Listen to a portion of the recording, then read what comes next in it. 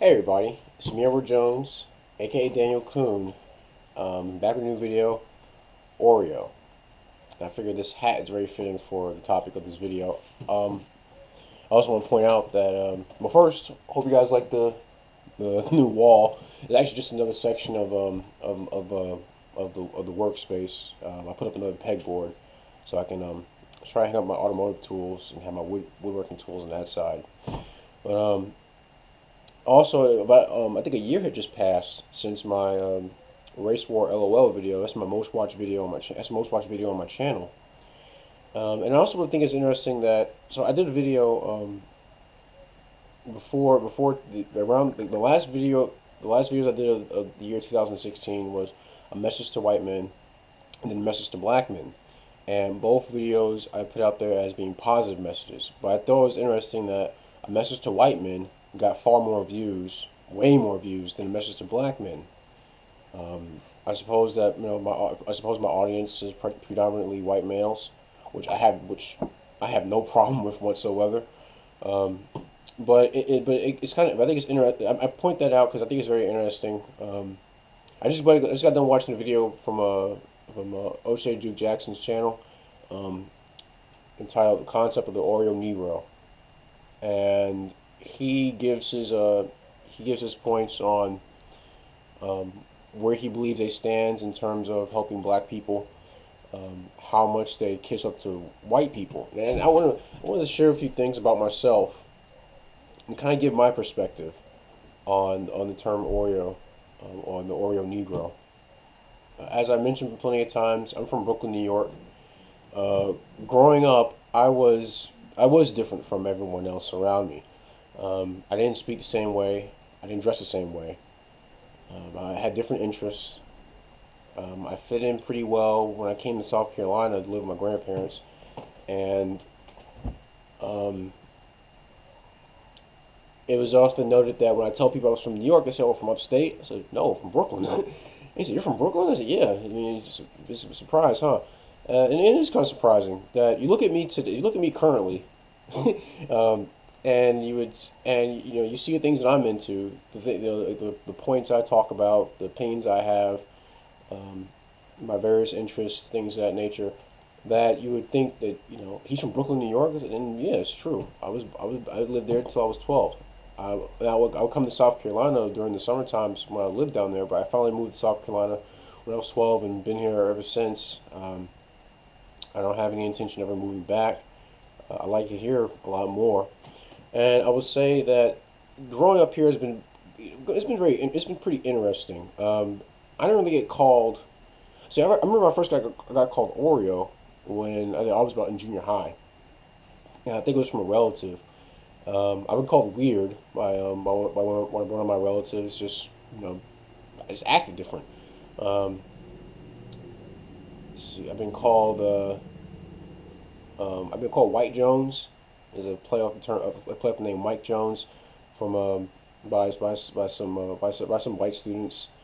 I've been called a black redneck, which actually doesn't sound too bad to me. 'Cause, I think being called a redneck is actually kind of a it has more detail to it than just being called white. I often tell people I don't like being called, you know, I don't like to say I'm acting white. I'd rather be called a black redneck. I'd rather be called a redneck overall because it's far more descriptive.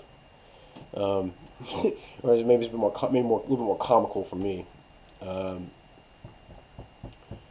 let's see what else. I've been kind of poked fun of because of the interest in women I had. Now, the thing is, I really have much of a preference, um, in terms of, at least in terms of skin color. Physical shapes, yeah, I have a particular preference that I like. Um, Behavior, I have behavior that I like. I remember when I was 13, my mom asked me to, you know, give black girls a chance, and I said, "There's nothing I don't give them a chance." And I grew up, you know, mind you, I grew up around a lot of black women. I can't stand the attitude. I can't stand arguments. I can't stand the back and forth. I can't stand being belittled. I can't stand being talked to like I'm a child. I refuse to go through with it. It's not to say I've avoided black women altogether. It's just that the ones I grew up around it basically point that characteristic has been pointed out to me enough to know that that's not something I like. So my interests have gone all over the place. Um, and then going back and on political in terms of politics, well, let's see, I was called conservative by a teacher of mine who was white in 11th grade. It was in my U.S. history class, and he said he talked about how he said I was the most conservative student he knew because I dressed well. I worked hard. I rode a bike to school. As opposed to driving. I did to save money, which is a pretty conservative thing to do. Um, he joked around. I said, everybody, someone. I got a question right in that class, and he was a teacher who I really like. He was one of my favorite teachers because he encouraged me. He would encourage me a lot. In school. He said, Coach Bench, if you ever seen this video, I just want to give a shout out to you. I got an answer right in class, and someone said, "Yeah." And one of the blacks just said, "Yeah, one of us got one right." He said, "We told me no, everyone was not black. He's white." And he did it just to he just poke fun at me. And when I came to college, I remember I went to a certain forum that it was talking about race relations, and I stood up in the middle of the forum. I give give an open response. I said, well, one solution I can see that can happen is that we gotta stop getting being being too sensitive about some of these words that get thrown around like words like nigger, cracker, kike, fag, things like that. And I said, I was saying that it was like I dropped a bomb in front of it, and right where I stood, because everyone just kind of backed up. I said, look, that's what I'm talking. And I said, that's what I'm talking about. The reason why these words have such an effect is because your reaction gives them gives them the power that it needs to get people on edge. And then afterwards, I was approached by some students who were there, who were part of a debate team, but they were predominantly they were conservative libertarians, and they were all white, and they approached me and said they never heard a black student, never heard a black individual say that openly. Or say that at all, and they thought they were actually impressed. I hung out with them a lot, shout out to James and Joel, if you guys ever watched this video, and because they showed an interest in the stuff that I was, in the opinions I held. I figured I subscribed more to libertarianism when I was in college. When I went off to work, I just had a certain interest that kind of put me on the side of people thinking I was, an Oreo, and I gotta say that I wanted to talk about this because a reason why, for one thing, the reason why I'm just like this. I'm not trying to appeal to anybody. I'm not trying to make anybody happy. I'm not trying to. I don't do the whole step and fetch routine. I don't meaning I don't make excuses for. I don't make excuses for any dysfunction that goes on from one group to another, whether it be white, black, or whoever. I don't. If a part of a group is wrong, then it's wrong. If an ideology is wrong, it's wrong. At least compared to what kind of ends it's trying to reach. I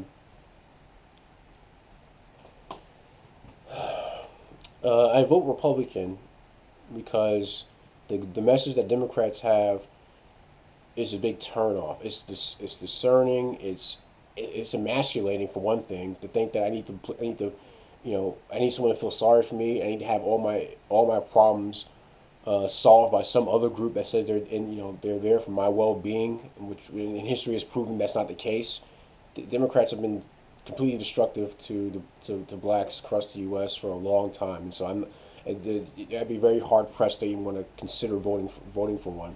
Not to say that Republicans are blameless. They got a lot of crap going on. In fact, I mentioned it on my channel in an old video when I was talking about the election some time ago, that the GOP needs to get its nuts back. I like self-reliance.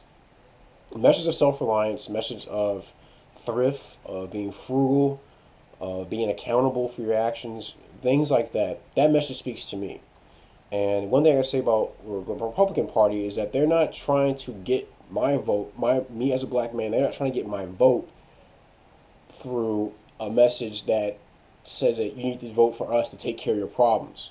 So the thing is, I actually prefer them because at least the message they put forth is we want to make things, we want to set things up in a way that you can take care of your own problems, which is what I'd rather do. The Democratic message is totally opposite of that. They want someone to take care of my problems, um, as if they identify with me in the first place, that they know my well, know what's good for me as Edward Jones, first and foremost, then as a black man. And it's kind of just from hearing the video that O'Shea put out, um, and it's interesting because someone left a comment saying, "Man, a black man can't. Basically, like a black man can't win. Like there's what's like you can't you can't appeal to can't go can't go to the conservative route, can't go to the liberal route."